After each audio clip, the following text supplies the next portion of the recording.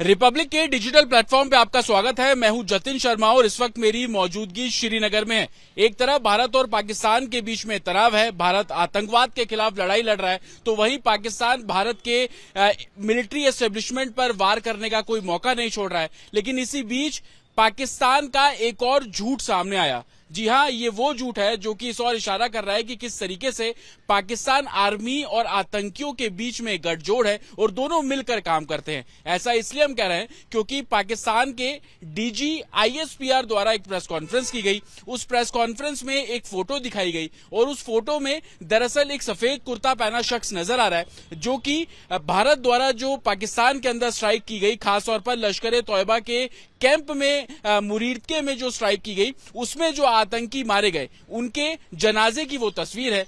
कफिन्स आगे रखे हुए हैं, उन कफिन्स पर पाकिस्तान का जो झंडा है वो रखा हुआ है और माइक पर एक सफेद कुर्ता पहना शख्स एक तरीके से तकरीर दे रहा है, नमाज अदा कर रहा है और पीछे पाकिस्तान आर्मी के जो लोग हैं वो खड़े हुए नजर आ रहे हैं। दरअसल पाकिस्तान के डीजी आईएसपीआर द्वारा एक यही फोटो दिखाई गई और बोला गया कि जिस सफेद कुर्ता पहना जो शख्स है वो पाकिस्तान का ही रहने वाला एक मौलवी है, लेकिन भारत में उसको आतंकवादी बोला जा रहा है। उन्होंने डीजी आईएसपीआर पाकिस्तान उन्होंने उस शख्स के बारे में जानकारी दी, उनका बर्थ प्लेस बताया, उनका नाम बताया, नाम अब्दुल राउफ उसका नाम है। लेकिन जब उसकी सच्चाई सामने आई तो पाकिस्तान के झूठ से एक तरीके से पर्दा उठता हुआ नजर आया। जिसको पाकिस्तान एक मौलवी बता रहा है, बल्कि वो मौलवी नहीं बल्कि लश्कर ए तोयबा का एक आतंकी है। जी हां, ना सिर्फ आतंकी जिसको भारत ने आतंकी घोषित किया, बल्कि ग्लोबल आतंकी उसको यूएस ने भी करार दिया और उसके तमाम दस्तावेज इस समय हमारे पास यानी कि रिपब्लिक भारत की टीम के पास मौजूद है।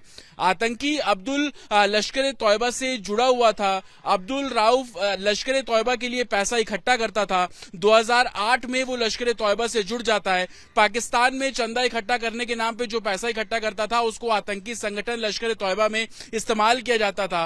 टेरर फंडिंग में उसका काफी रोल रहा है और कहीं ना कहीं आतंकी कैंप जो पाकिस्तान में, पाकिस्तान ऑक्यूपाइड कश्मीर में चलते थे, वहां पर आतंकियों को ट्रेनिंग देने में जो खर्चा होता था वो आतंकी अब्दुल राउफ के जो पैसा इकट्ठा चंदे के नाम पर करता था उससे किया जाता था।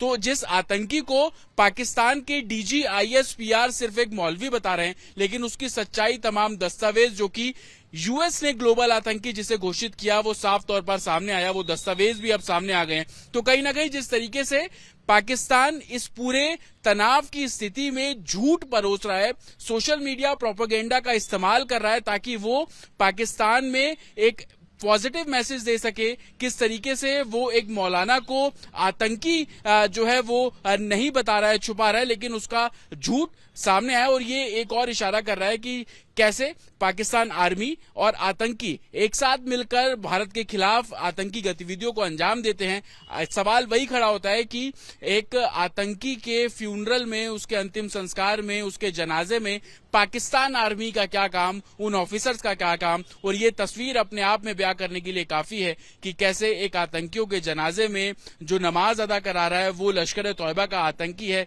जिसे पाकिस्तान आर्मी सिर्फ एक मौलाना बताने की कोशिश कर रहे हैं और उस आतंकी के पीछे जो लाइन से खड़े हुए ऑफिसर्स हैं जो पाकिस्तान आर्मी की वर्दी में हैं, वो उनका क्या रोल है। और ये कहीं ना कहीं सवाल खड़े कर रहा है और एक सबूत के तौर पर भारत इसको देख रहा है कि कैसे भारत के खिलाफ पाकिस्तान आर्मी और आतंकवादियों का गठजोड़, प्लानिंग और तमाम जो चीजें हैं वो अब खुलकर सबूत के तौर पर सामने आनी शुरू हो गई है। विजय पंकज के साथ जतिन शर्मा, रिपब्लिक भारत, जम्मू कश्मीर।